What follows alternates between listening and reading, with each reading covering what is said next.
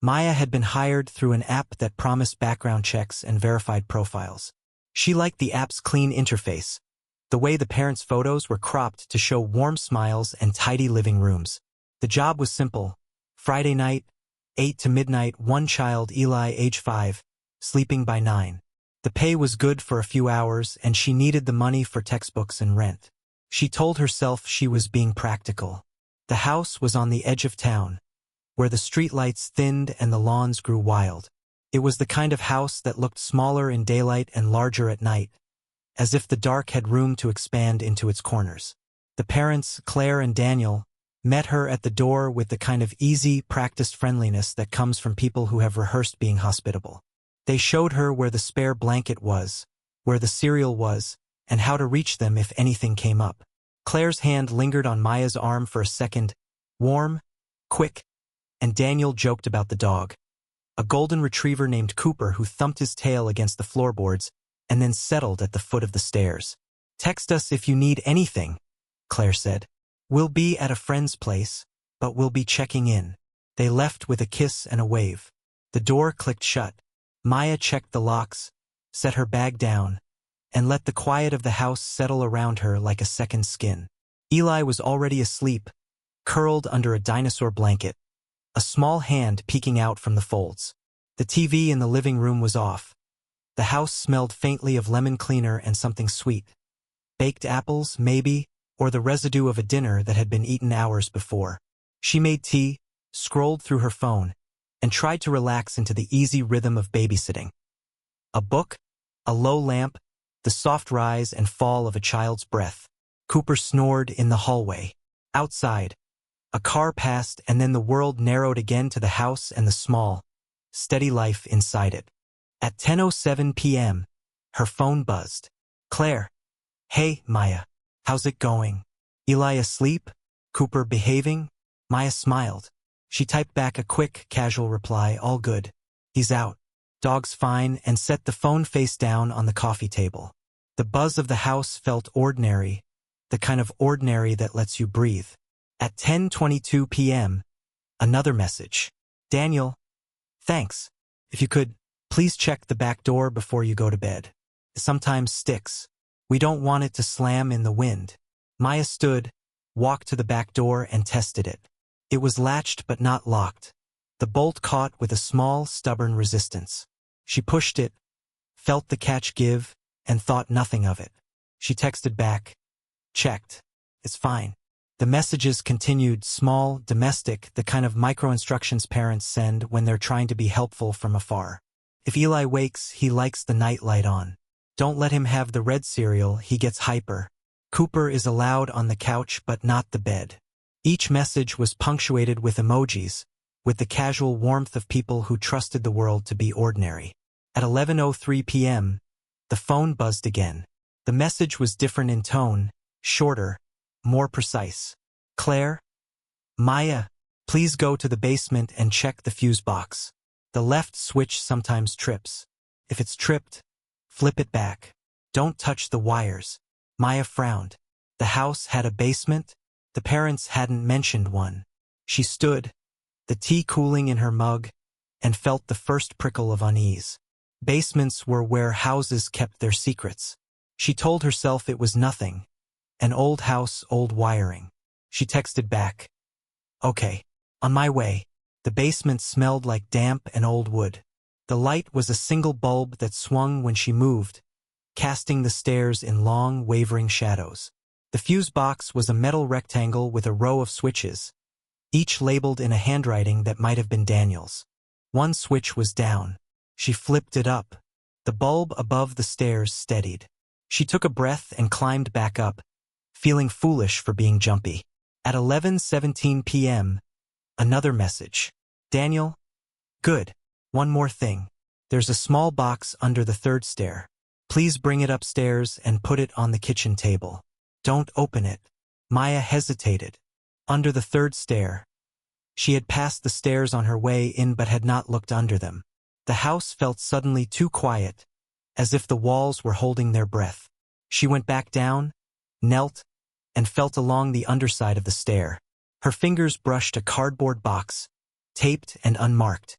It was light. She lifted it, felt the weight of it in her hands, and carried it up the stairs. On the kitchen table, the box looked ordinary. Brown, sealed, no label. She set it down and texted, "Box is on the table." "What is it?" There was a pause. The typing bubble appeared and then disappeared. When the reply came, it was a single line. "Claire? Leave it. We'll explain when we get back." Maya's thumb hovered over the screen. She wanted to ask more. What was in the box? Why the secrecy? But the house felt like a place where questions could be loud. She put the phone down and tried to read, but the words on the page blurred. She told herself to relax. She told herself the parents were probably just forgetful, that they'd left instructions because they were anxious about leaving their child. At 11:46 p.m., the phone buzzed again. The message was not from Claire or Daniel. Unknown number. "Do not let the dog upstairs after midnight. Keep the lights low. If you hear tapping, do not answer." Maya's heart thudded. She looked at the number, no name, no photo, just digits. She typed back, "Who is this?" No reply. She checked the house. Doors locked, windows latched. Cooper was downstairs, head on his paws, eyes half closed. Eli slept on, oblivious. The clock on the stove ticked. The house was a small, contained world. At 12:12 a.m., the phone buzzed again. This time the message was a photo. A grainy image of the kitchen table with the box in the center. The angle was from above, as if someone had been standing on a chair. The timestamp on the photo read 12:11 a.m. "Claire, please move the box to the living room. Put it on the rug, center it. Sit on the couch facing the front door. Keep the lamp on low. Do not open the box." Maya's fingers shook as she moved the box. The living room rug was soft under her palms. She set the box in the center, exactly where the photo had shown. She sat on the couch facing the front door, the lamp casting a pool of light that didn't reach the corners. Cooper stayed downstairs. She kept her phone in her lap, the screen a small, bright island. At 12:27 a.m., another message. "Daniel, if you hear a knock, do not answer. If the knock is 3 short knocks, call 911. If it is 2 long knocks, go to the basement and lock the door behind you. If it is 1 knock, open the door and hand the person the box." Maya read the message twice. Her mouth went dry. The instructions were precise, clinical. She imagined a knock, 1, 2, 3, each pattern a different fate. She thought of the box on the rug, of Eli asleep in the next room, of Cooper's steady breathing downstairs. She felt the house tilt, as if the floor had become a stage and she had been given a script she had not auditioned for. She texted back, "Why would anyone knock? Who would come?" The reply came almost immediately. "Claire, we'll explain. Please follow the instructions. We trust you." Maya's thumb hovered. Trust. The word felt heavy. She had been hired for a few hours of babysitting. She had not signed up to be a guardian of secrets. But the messages were calm, authoritative. They were the voice of the people who had left the house in her care. She told herself she would follow the instructions because that was what responsible people did. She would follow them because she did not want to be the reason a child woke up to find his parents gone. At 12:49 a.m., the phone buzzed again. The message was a short video, 20 seconds of static, then a shadow crossing the kitchen doorway, then nothing. The video was grainy, the kind of footage a cheap security camera might capture. The timestamp read 12:47 a.m. Unknown number. "Do not let the dog upstairs after midnight. Keep the lights low. If you hear tapping, do not answer." Maya's hands were cold. She replayed the video until the image blurred. The shadow in the doorway looked like a person, but it moved in a way that was wrong. Too smooth, too slow, as if the frame rate had been altered. She felt the house press in on her. She thought of the box, of the instructions, of the knock patterns. She thought of the parents' smiles at the door, of their casual warmth. At 1:03 a.m., the phone buzzed again. This time the message was different. A single line of text, no name attached. Message. "They are not where you think they are." Maya's breath hitched. She looked at the message, at the empty sender field. Her mind supplied explanations. Prank, mistake, a wrong number. But none of them fit the way her chest tightened. She texted Claire and Daniel together. Who sent that? Where are you? The reply came in a flurry, 2 messages back to back. Claire. We're fine. We're with friends. Please stay calm. Daniel. We're on our way back. Follow the instructions. Please. Maya stared at the messages. The house felt suddenly too big, the rooms stretching away from her. She thought of the parents' car pulling away, of the road they had taken, of the friend's house they had mentioned. She imagined them laughing in a living room somewhere, their phones in their pockets, unaware of the way the night had rearranged itself. At 1:27 a.m., the phone rang. It was a number she didn't recognize. She answered, expecting Claire's voice, Daniel's voice, a friend's laugh. Instead, a woman's voice came through, flat, official. Is this Maya Thompson? The woman asked. Yes, Maya said. Her voice sounded small. This is Officer Patel with the county police. I'm calling about Claire and Daniel Harper. Are you babysitting for them tonight? Maya's stomach dropped. Yes. Why? Are they okay? There was a pause, a rustle of paper. Ma'am, I'm afraid I have to tell you that Claire and Daniel Harper were found deceased in their vehicle on Route 9. The time of death is estimated at approximately 9:30 p.m. tonight. Maya's world narrowed to a single point of light. She felt the couch tilt beneath her, as if the house had been a stage and the lights had been cut. That's not possible, she said. They texted me. They left the house. They told me to. We understand this is difficult, Officer Patel said. We're still investigating. We need you to stay where you are. Do not touch anything. We'll send an officer to the address to speak with you. The call ended. Maya's phone slipped from her hand and hit the rug with a soft thud. The box sat on the rug, innocuous and brown. The lamp threw a pool of light that did not reach the corners. Eli slept, unaware. Cooper's breathing was a distant, steady drum.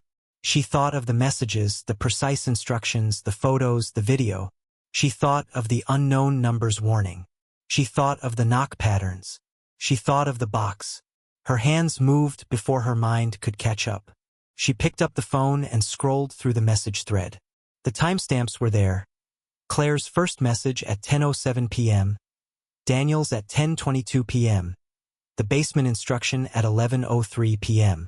The last message from Claire had a timestamp of 12:11 a.m. The unknown numbers warning had come at 11:46 p.m. The video had been timestamped 12:47 a.m. She called the number that had texted her the warning. It went straight to voicemail. She called the number that had sent the video. It rang and then disconnected. She called the number on the app that had hired her, no answer. She called the police back and left a trembling message. The house felt like a body with a fever. Every creak was a symptom. Every shadow was a possibility. She wanted to run, to leave the box on the rug and take Eli and Cooper and get into her car and drive until the lights of the town swallowed the house behind her. But the officer had told her to stay.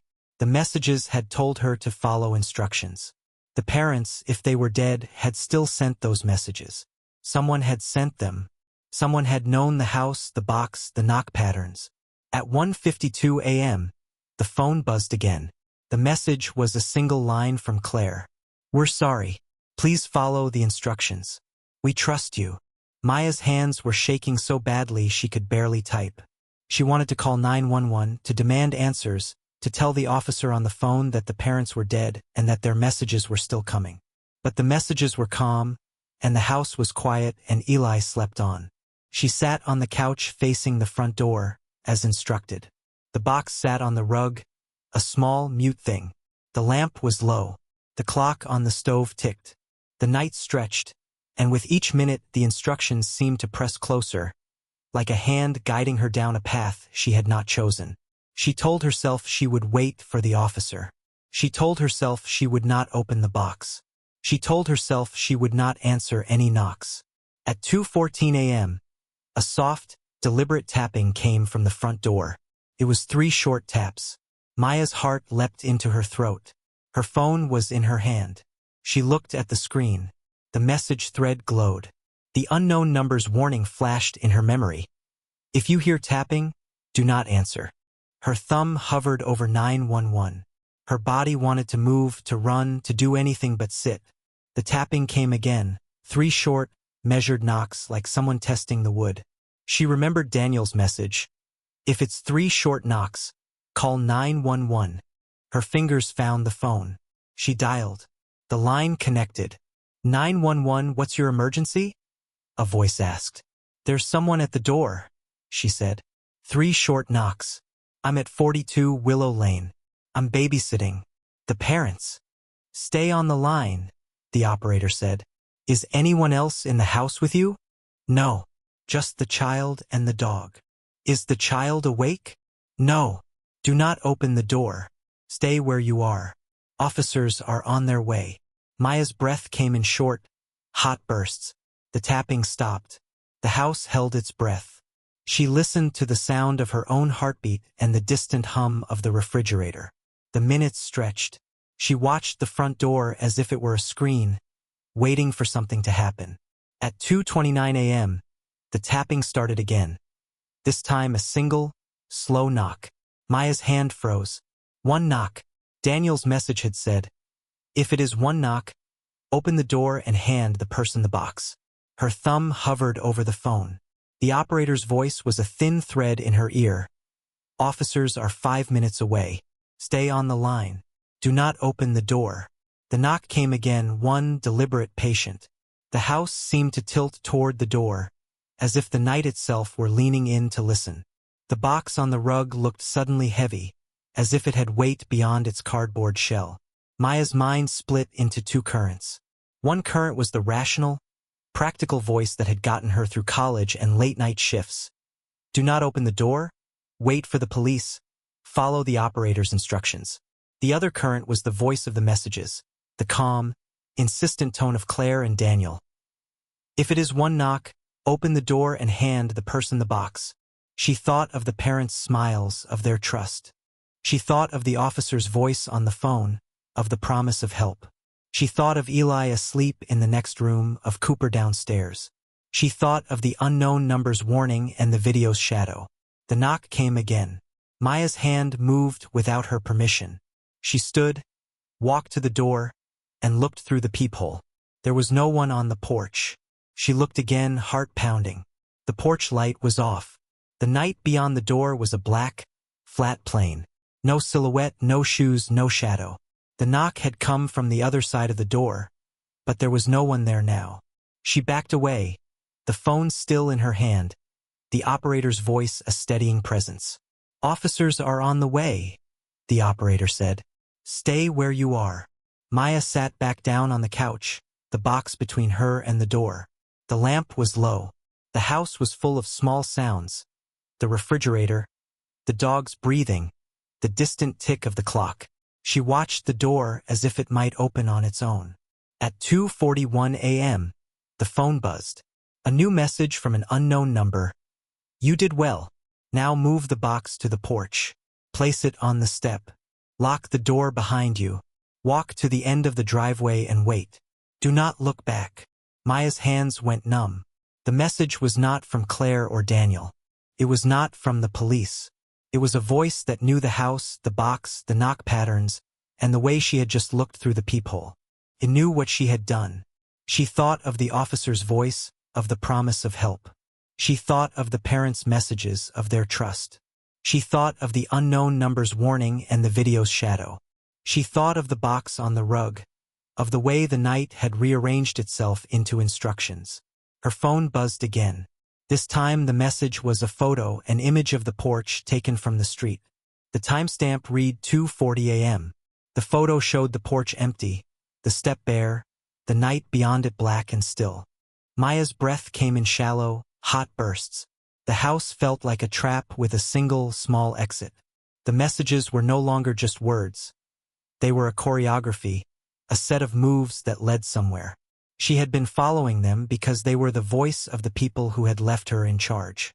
Now the voice had shifted. It was no longer asking her to protect. It was asking her to deliver. She thought of Eli asleep in the next room. She thought of the officer on the phone. She thought of the parents' bodies on Route 9, found hours before the first message had been sent. The phone buzzed again. Message, "Do it now." Maya's hands trembled. The house seemed to close in. The box sat on the rug like a small, mute heart. The night outside was a black, patient thing. The police were on their way. The messages were insistent. She stood, picked up the box, and felt its weight in her hands. It was heavier than it had been before, as if something inside had shifted. She walked to the back door, then to the front, then to the porch. Her feet moved as if on rails. She set the box on the step, centered it. She locked the door behind her. The air outside was cold and sharp. The driveway sloped down to the street, a ribbon of asphalt that glinted under the moon. She walked to the end of the driveway and waited, the box behind her, the house a dark silhouette. She did not look back. She waited. She listened. The night held its breath. A car's headlights cut across the street. An officer's voice called her name. The world snapped into focus, the uniform, the flashlight, the radio chatter. She told the officer what had happened, the messages, the knock, the box. The officer's face was a mask of professional calm. He radioed for backup. He asked her to show him the porch. When they walked back up the driveway, the box was gone. Maya's knees buckled. The officer caught her. She looked at the porch, at the step where the box had been, and felt the ground drop away. The messages had been a map. She had followed them. The map had led her to place the box where someone could take it. The box was gone now, and with it a piece of the night's logic. The officer called it in. More cars arrived. Lights flashed. The house filled with people who asked questions and took notes and moved with the efficient, clinical motions of people trained to make sense of chaos. They asked her to sit, to tell them everything. She told them the messages, the timestamps, the knock patterns. She told them about the unknown number and the video and the way the parents had smiled when they left. An officer took her phone and scrolled through the messages. He frowned. "These numbers are spoofed," he said. "They're routed through servers.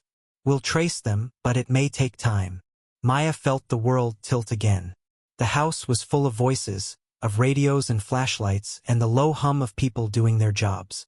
Eli woke and cried, and someone brought him to her wrapped in a blanket. He clung to her like a small, frightened animal. Cooper sat at her feet, eyes wide. They told her to go home. They told her she was safe. They told her they would investigate. They told her the parents' deaths were being treated as suspicious. She left the house with a blanket around her shoulders and the taste of lemon cleaner in her mouth. The street was bright with police lights. The night felt raw and exposed. She thought of the box, of the way the messages had guided her, of the way the night had rearranged itself into instructions that had nothing to do with help. She thought of the officer's words, spoofed numbers, and of the way the messages had known the house. She thought of the parents' bodies on Route 9, found hours before the first message had been sent. She thought of the unknown number's warning and the video's shadow. She did not know who had sent the messages.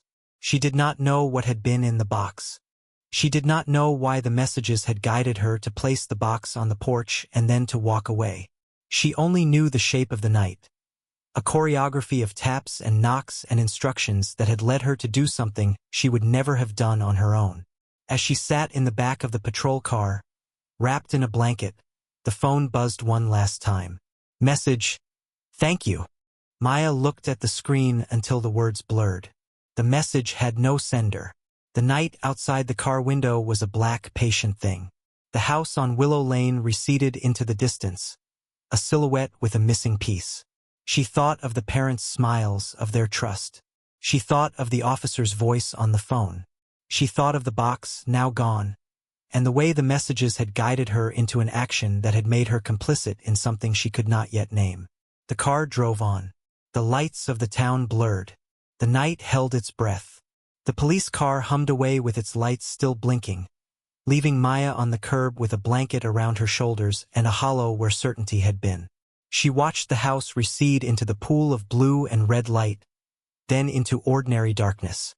The town felt smaller and stranger at 3:30 a.m., as if the map she had trusted had been redrawn while she slept. She did not sleep that night. She sat in a folding chair at the station, wrapped in a paper cup of coffee that had gone cold, and answered the same questions until her voice thinned. She told them the timeline, the messages, the knock patterns, the box. She watched officers cross-reference timestamps and radio forensics.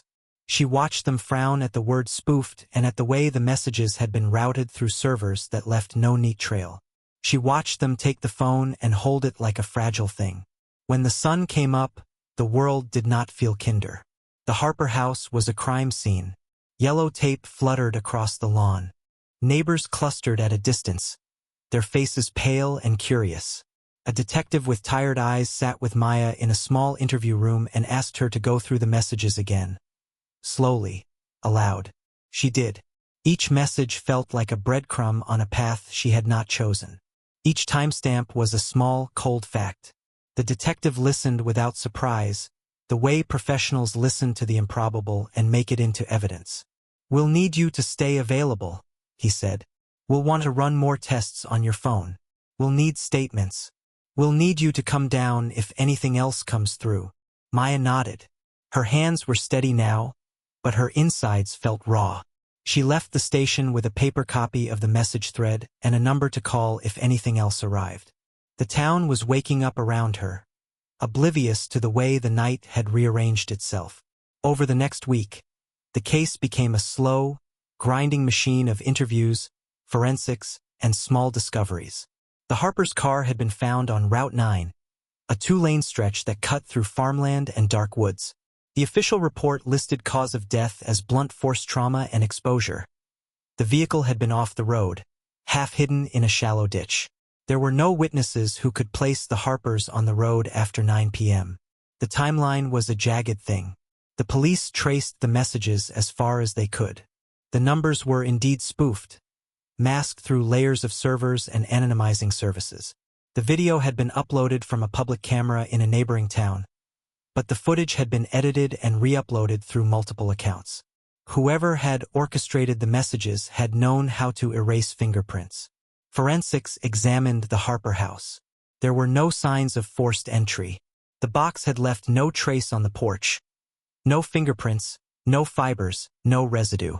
The only physical clue was a faint smear on the underside of the box's tape, something that, under magnification, looked like dried plant matter.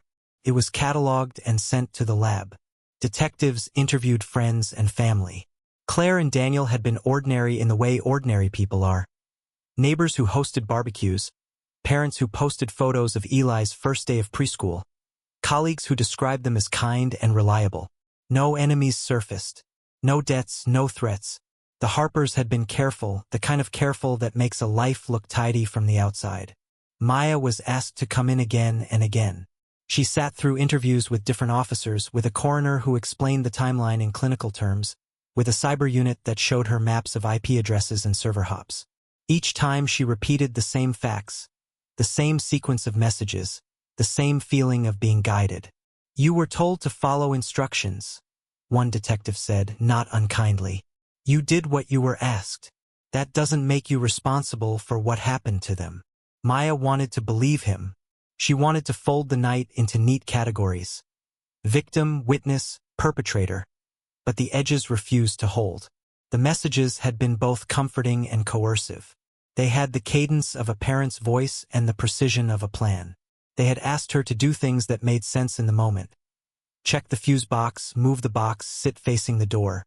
Then they had asked her to place the box on the porch and walk away. The last instruction had been the hinge. The lab returned results on the plant matter. It was a rare species of moss that grew in shaded, damp places, basements, culverts, the undersides of old porches. It was not local. It was the kind of thing someone might find near the river that ran behind the old mill, a place people went when they wanted to be alone. The detectives followed that thread. They found that the Harpers had been to the river 2 weeks earlier. A photo on Claire's social media showing Eli with a stick and a grin. The timestamp on the photo matched the metadata on a file that had been used to seed one of the spoofed accounts. The trail was thin, but it was a trail. The box became a symbol in the investigation, an object that had been moved, delivered, and then vanished. The police reconstructed the sequence.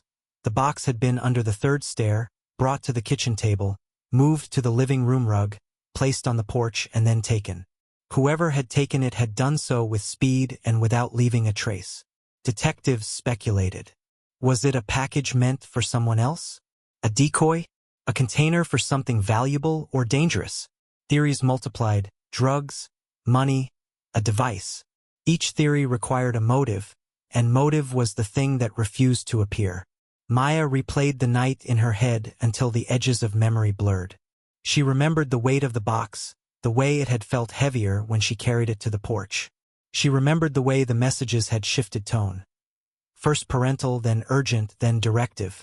She remembered the unknown number's warning and the way it had known what she would do. One afternoon, a detective called her with a tentative lead. A neighbor had a Ring camera that faced the street. The footage showed a figure moving across the porch at 2:58 a.m., a dark shape that bent and lifted something from the step. The figure moved with practiced efficiency. The camera's angle was poor. The face was not visible. But the gait, the way the person held themselves, suggested someone who had done this before.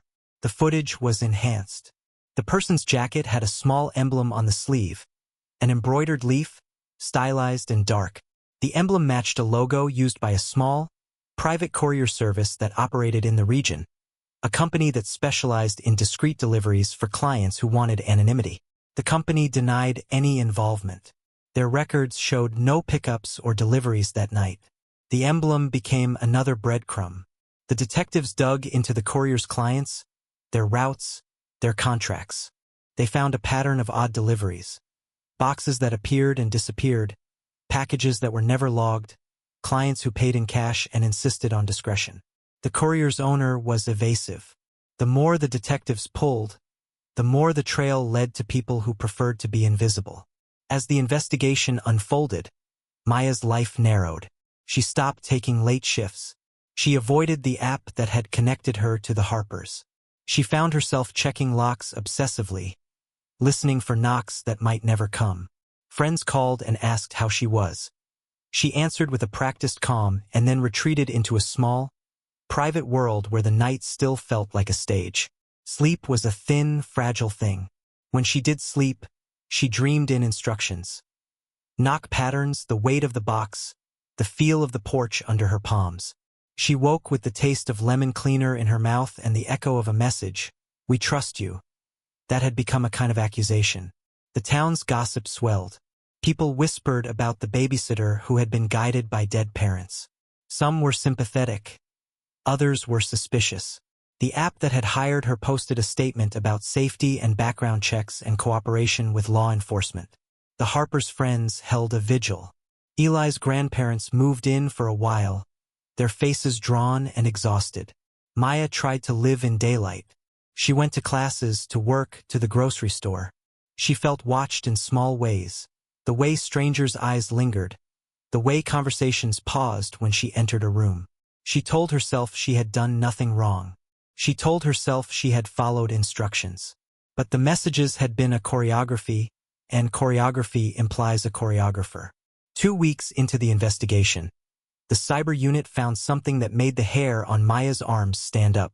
They had been tracing the spoofed numbers and the servers that had relayed the messages. One of the intermediary accounts had been used before, months earlier, in a different county, in a case that had been dismissed as a prank. In that case, a babysitter had received a series of messages from parents who were later found dead. The details were eerily similar. Instructions that seemed helpful, a box that was moved, a knock pattern, a delivery. The detectives dug deeper and found a cluster of incidents across the region. Small towns, quiet streets, where babysitters, caretakers, or neighbors had received messages from people who were later discovered dead. In each case, the messages had guided the recipient to move an object, to leave a door unlocked, to place something where it could be taken. The objects varied: boxes, bags, small crates. But the choreography was the same. The pattern suggested a network, not a lone actor. Someone had developed a method. Use spoofed messages to manipulate a trusted intermediary into delivering an item. The intermediary would be unwitting, the delivery would be clean, and the origin would be obscured. The motive remained unclear. The items were not always valuable in the conventional sense. Sometimes they were containers of biological samples, sometimes bundles of cash, sometimes nothing but a decoy. The detectives called the pattern a relay.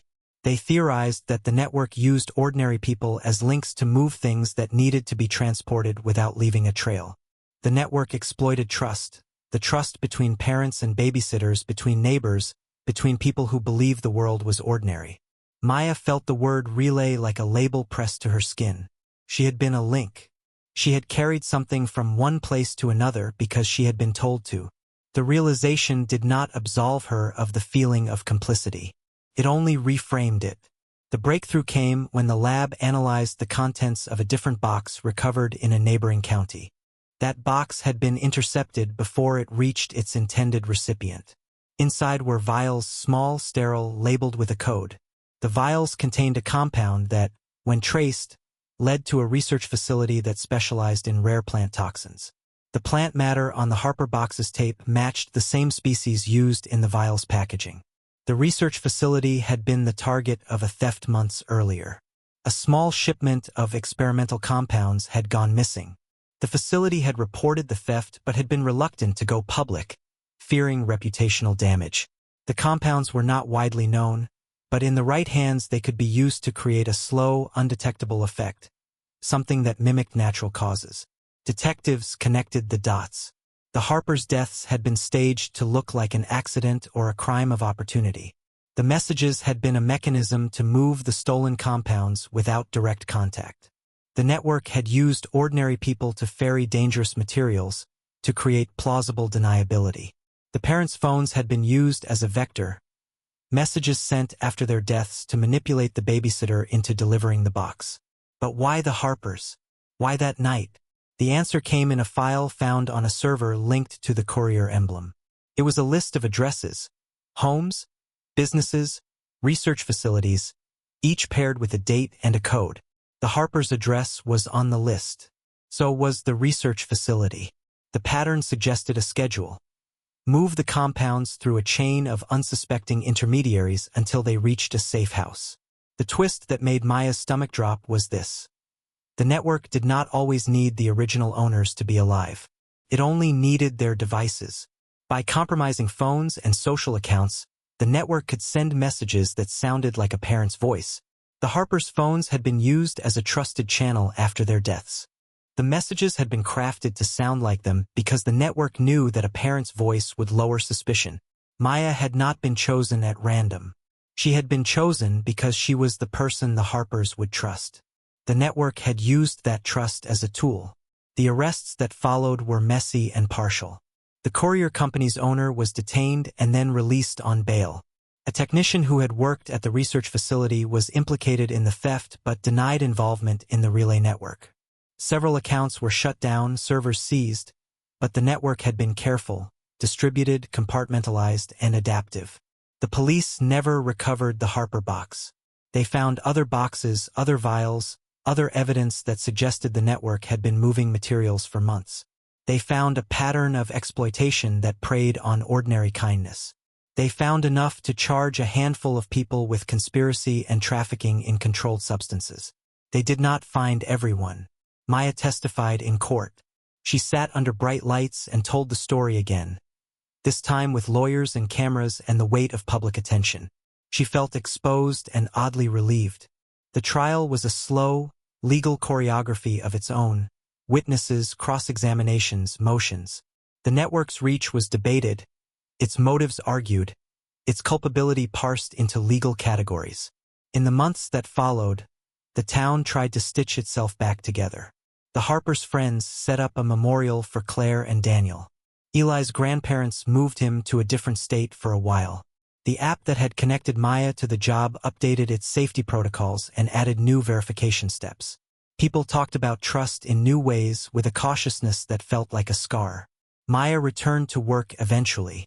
She took fewer night jobs. She learned to ask more questions.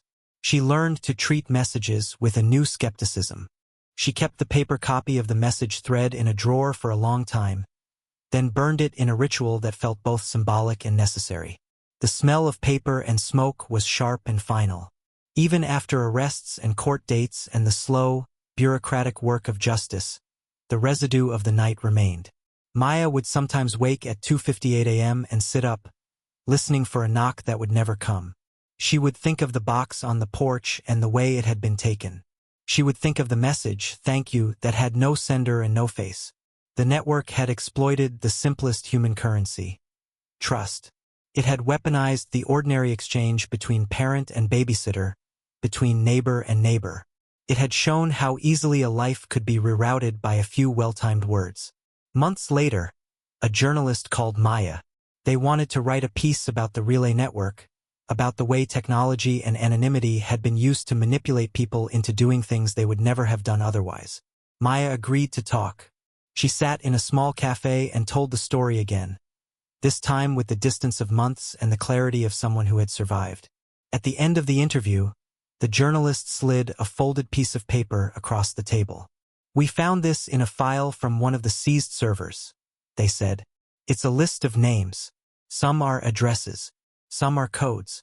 There's one entry that caught our eye." Maya unfolded the paper.